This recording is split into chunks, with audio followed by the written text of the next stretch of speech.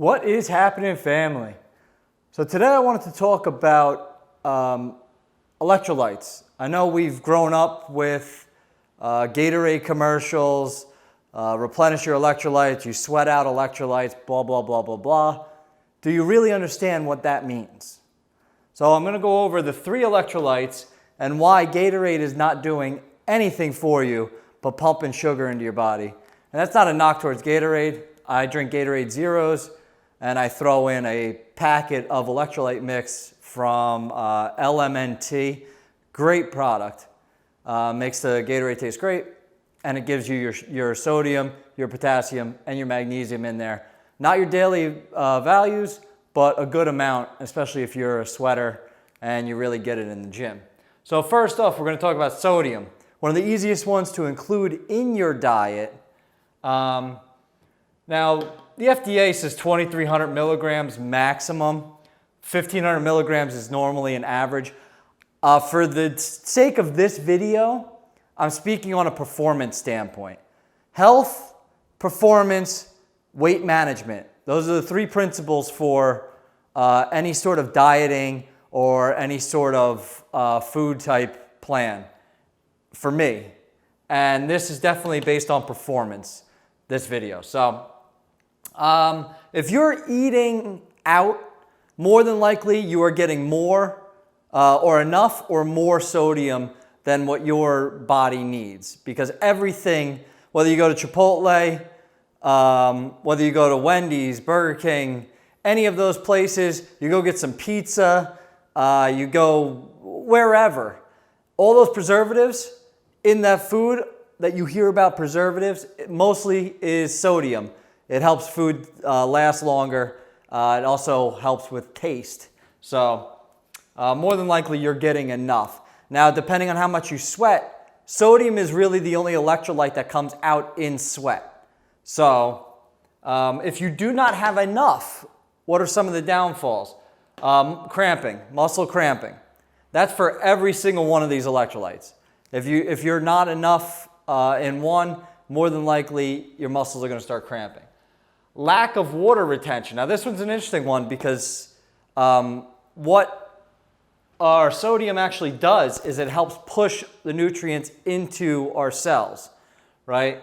And it helps with the water volume around our cells. Why is that important?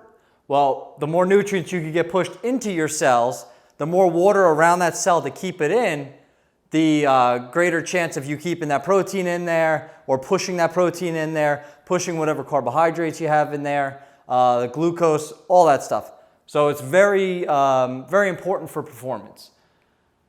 That comes to the next one. If you're not getting enough, you're going to have trouble absorbing those nutrients.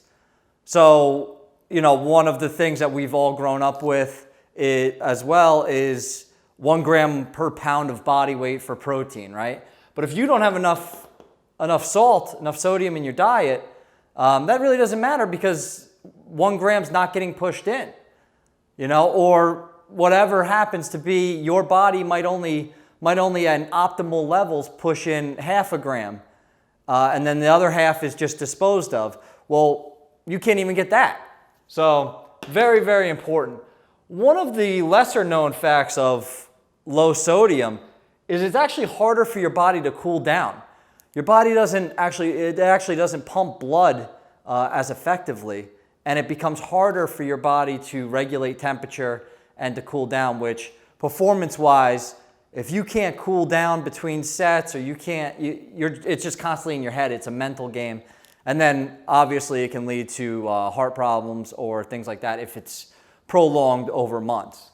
So how do we get enough sodium in our diet? If you are cooking your own food and you're meal prepping and all that, chances are you're not getting enough sodium in your diet. And that's simple, just add salt. Iodized salt is great. Pink Himalayan salt is great. It just depends on your personal preference. I personally like to do both. Iodized salt for the iodine content, and then pink Himalayan is just easy to take with me. Just grind it up, boom, throw it in my food, and then you're good to go. It's just, I believe actually to get 2,300 milligrams is about a tablespoon or 2 tablespoons. So it's not a lot. And then it depends on how much you sweat out. So our next one, magnesium. Magnesium, 310 to 420 milligrams is what's recommended. Now, can you really measure that in what you're eating now? More than likely not. But if you're not getting enough magnesium, you're going to suffer from one of the main points is fatigue. So if you're in there in the gym hitting it and you just feel like you burn out quick, or you just feel like that weight is just getting heavier and heavier, even though maybe you're lightening the load, or maybe you're using the same weight, but it just feels heavier and heavier. That's that fatigue setting in, and that may be a magnesium deficiency. Because our next problem is muscle weakness, where you start running through a program, or you start really pushing it in the gym, and you just cannot lift what you think you can, or you start doing your CrossFit and you just cannot keep up the way you want. Your legs just burn out real quick. And again, that comes down to fatigue and muscle weakness. And that is a huge sign of magnesium deficiency. So what does magnesium really do? One of the main drivers of magnesium, it helps get rid of that lactic acid buildup in your muscles. So that lactic acid that builds up and decreases your performance, magnesium is actually the driver of getting rid of that so that you can perform longer. So endurance sports, CrossFit, any sort of endurance, this is a great mover, right?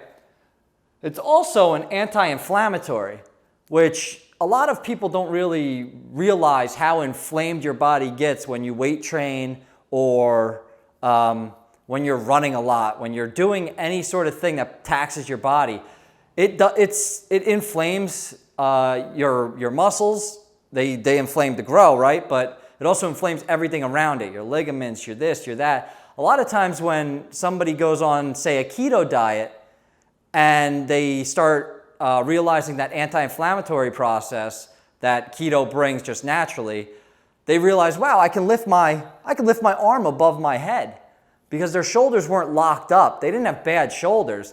Their joints were just inflamed from years and years of abuse in the gym, and then a high carbohydrate diet didn't allow that inflamed area to actually come down. So huge benefit. Now, where can you find magnesium naturally in foods?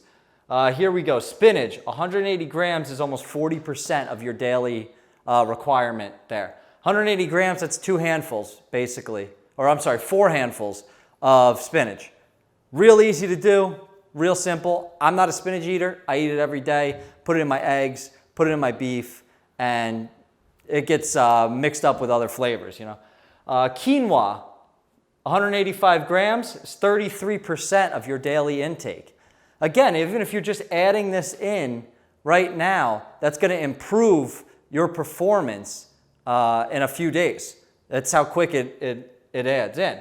Almonds, 24 grams, which is about 24 almonds, is 25% of your daily intake. If you have enough room in your diet for your fat needs, boom, you do 2 servings of that, you got 50% of your magnesium. It's very, very simple.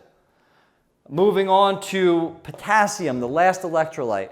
Now, potassium is 4,700 milligrams is the recommended dosage. This is the one that you may have heard. 98% of Americans do not receive enough potassium in their diet. And it's actually by like 60% that they're off by. Potassium is one of those things that you do have to make an actual effort in order to reach somewhere close to that number. So if you're not getting enough magnesium, what does that lead to? Fatigue and weakness, muscle weakness and fatigue. Same thing as all the rest, right? Lowered performance, which is what we're talking about here. Potassium is a huge driver of performance. Why is that? What does potassium do? Potassium helps relieve your cells of the waste. So just like sodium pushes those nutrients into the cells, when that gets in there, there's going to be a byproduct. Well, what gets rid of that byproduct? What gets rid of that waste? That's your potassium. So that's getting rid of all the junk that doesn't get used in your cells. Potassium helps get rid of that. And one of the main things potassium is great for, it maintains your muscle mass. Who doesn't want to do that, right? And as you get older, your muscle mass decreases the less you get into the gym or life gets in the way, this, that, the other thing. But as you get older, into your 30s, into your 40s, into your 50s, naturally your body starts eating up a lot of the muscle in your body if you're not striving to continue growing or maintaining. And this is a huge electrolyte that helps maintain that mass. So where can we find potassium? And number one on most people's minds, bananas, right? Well, bananas, you're looking at 420 milligrams for about one medium banana, right? Number one natural food for potassium is actually potatoes. A medium-sized potato, which I don't have the grams for, is around almost 1,000 milligrams. So you're getting almost 20% of your daily intake from one medium potato. 2 potatoes, boom. You got almost half of your potassium intake, and you're gonna see a huge performance increase with that. Spinach again, 85 grams, which is about 2 handfuls, 540 milligrams. 10% of your intake needed is right there. Boom, spinach. And now you add in 2 servings of that, and you're right there with your magnesium. You're helping up your potassium, and you're going to increase your performance just from adding 1 leafy vegetable in there. So I hope this video helps you understand that Gatorade is not the end all, or any sort of performance drink is not the end all for your electrolytes. Like the video, subscribe to the channel, and I'll catch you in the next one.